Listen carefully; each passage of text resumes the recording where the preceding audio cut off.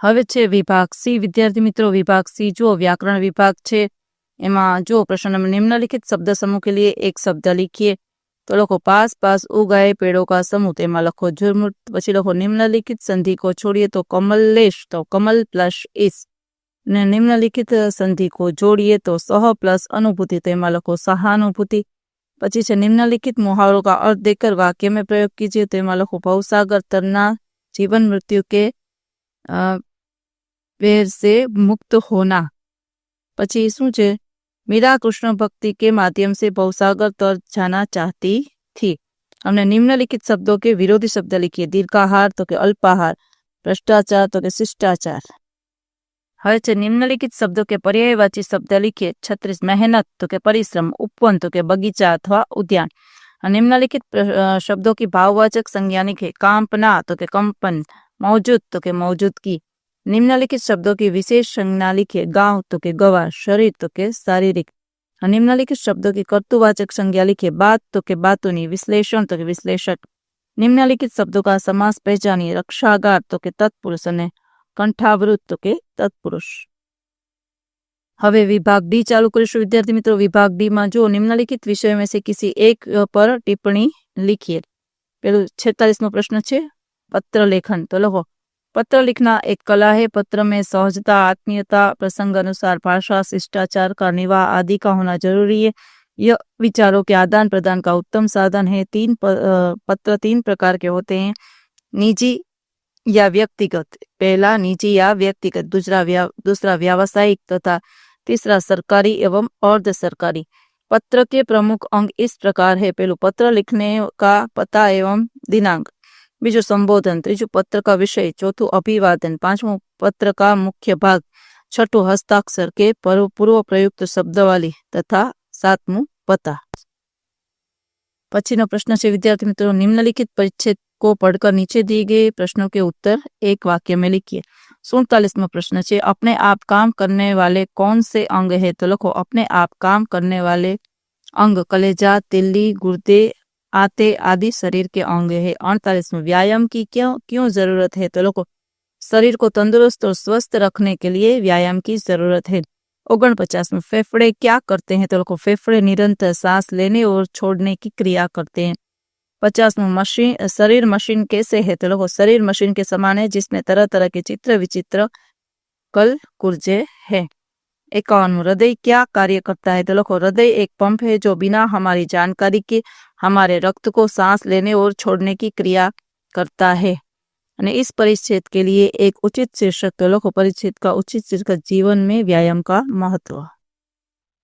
53वां प्रश्न है विद्यार्थी मित्रों निम्नानुसार पत्र लिखिए।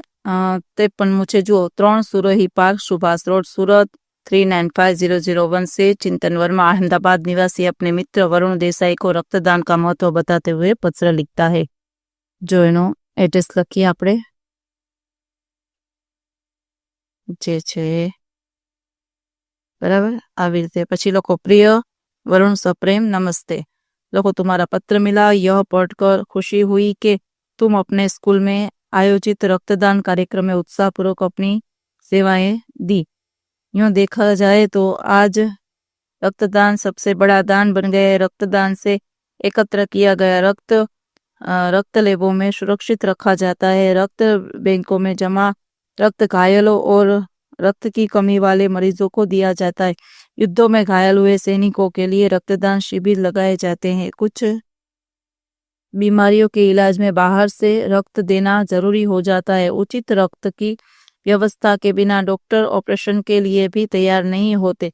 रक्तदान में महत्व की बात यह है कि रक्त स्वस्थ व्यक्तियों का ही लेना चाहिए। रक्तदान से रक्तदाता को न कमजोरी आती है न अन्य कोई हानि होती है। रक्तदान के बाद उसे एक प्रमाण पत्र दिया जाता है। इस प्रमाण पत्र के आधार पर जरूरत पड़ने पर रक्तदाता या उसके किसके सगे संबंधी को आसानी से रक्त उपलब्ध हो सकता है। इस तरह देखे तो रक्तदान आज समय की एक खास जरूरत बन गई है। तुम्हारे माताजी की तबीयत अब कैसी है, उन्हें तथा पिताजी को मेरा प्रणाम कहना। तुम्हारा मित्र चिंतन वर्मा। प्रश्न नंबर 54 जो विद्यार्थी मित्रों रूपरेखा के आधार पर कहानी लिखकर शीर्षक एवं बोध लिखिए। जो मुद्दा आपेला छे एक राजा, बीमारी, वेद की असफलता, किसी बुढ़े की सलाह, किसी सुखी मनुष्य का कुर्ता पहनना, खोज, मेहनती किसान को देखना, किसान शिर्क धोती पहने था बुद्ध। चलो लोको विद्यार्थी मित्रों, चंद्रपुर इलाके के राजा कुंवर सिंह जी बड़े भाग्यवान थे। उन्हें किसी चीज की कमी नहीं थी, फिर भी उनका स्वास्थ्य अच्छा नहीं रहता था। मारे बीमारी के वे सदा परेशान रहते थे। कई वैद्यों ने उनका इलाज किया, लेकिन कुंवर सिंह जी को कुछ फायदा नहीं हुआ। राजा जी की बीमारी बढ़ती गई, सारे नगर में बात फैल गई। तब एक बुड्ढे ने राजा को पास आकर कहा, महाराज आपकी बीमारी का इलाज करने की मुझे आज्ञा दीजिए। राजा से अनुमति पाकर वो बोला, आप किसी सुखी मनुष्य का कुर्ता पहनिए, अवश्य स्वस्थ हो जाएंगे। बुड्ढे की बात सुनकर सभी दरबारी मुस्कुराने लगे, लेकिन राजा ने सोचा, इतने इलाज किए तो एक और सही। राजा के सेवकों ने सुखी मनुष्य की बहुत खोज की, लेकिन उन्हें कोई पूर्ण रूप से सुखी मनुष्य नहीं मिला। सभी लोगों को कुछ न कुछ दुख था। अब राजा कुंवर सिंह जी स्वयं सुखी मनुष्य की खोज में निकले। बहुत तलाश के बाद वे एक खेत में जा पहुंचे। जेठ की धूप में एक किसान अपने काम में लगा हुआ था। राजा ने उससे पूछा, क्यों जी तुम सुखी हो? किसान की आंखें चमक उठी, चेहरा मुस्कुरा उठा। वो बोला, ईश्वर की कृपा से मुझे कोई दुख नहीं है। यह सुनकर राजा का अंग अंग पुलकित हो उठा। उस किसान का कुर्ता मांगने के लिए ज्यों त्यों ही उन्होंने उसके शरीर की ओर देखा। उन्हें मालूम हुआ कि किसान सिर्फ धोती पहने हुए और उसकी सारी देह पसीने में तर है। यह बात राजा की समझ में आ गई कि श्रम करने के कारण ही यह किसान सच्चा सुखी है। राजा ने आराम चैन छोड़कर परिश्रम करने का संकल्प किया। थोड़े ही दिनों में राजा की बीमारी दूर हो गई। बौद्ध श्रम से ही स्वास्थ्य प्राप्त होता है और सच्चा सुख मिलता है। पछीनो प्रश्न है विद्यार्थी मित्रों, निम्नलिखित किसी एक विषय पर करीब 150 शब्दों में निबंध लिखिए। 55वां प्रश्न है, मेरा प्रिय शिक्षक लिखो। अपने छात्र जीवन में मुझे अनेक अध्यापकों का स्नेह तथा मार्गदर्शन मिला है, लेकिन इन सब में आचार्य जी मेरे प्रिय अध्यापक रहे हैं। सचमुच उनके जैसा ज्ञान, असीम स्नेह और प्रभावशाली व्यक्तित्व बहुत कम अध्यापकों में पाया जाता है। आज के कई अध्यापक अपने पद को केवल अर्थ प्राप्त का साधन मानते हैं और विद्यार्थियों के सामने किताबों के पन्ने पलट देने को ही पढ़ाना समझते हैं। सच्चे ज्ञानदान और चरित्र निर्माण से उन्हें कोई मतलब ही नहीं। लेकिन आचार्य श्री के बारे में यह बात नहीं है। वे अध्यापक पद के गौरव और उनकी गरिमा को जिम्मेदारी पूर्वक भली शांति समझते हैं और अपने कर्तव्यों का पूर्ण रूप से पालन करते हैं। आचार्य जी बड़े विद्वान हैं, उनका ज्ञान भंडार अथाह है। वे अंग्रेजी और हिंदी के अध्यापक हैं, लेकिन विज्ञान और गणित शास्त्र में भी उनकी रुचि कम नहीं है। अंग्रेजी व्याकरण से इस प्रकार समझते हैं कि सारी बातें कक्षा में ही कंठस्थ हो जाती है। हिंदी भाषा पर उनका पूर्ण प्रभुत्व है। इतिहास, भूगोल आदि विषयों को भी वे बड़ी सरलता और प्रेम से समझते हैं। कोई भी विद्यार्थी अपनी शंका बिना किसी भय और हिचकिचाहट के उनके सामने रख सकता है और उसका समाधान प्राप्त कर सकता है। आचार्य श्री खेलकूद में भी खूब रुचि रखते हैं।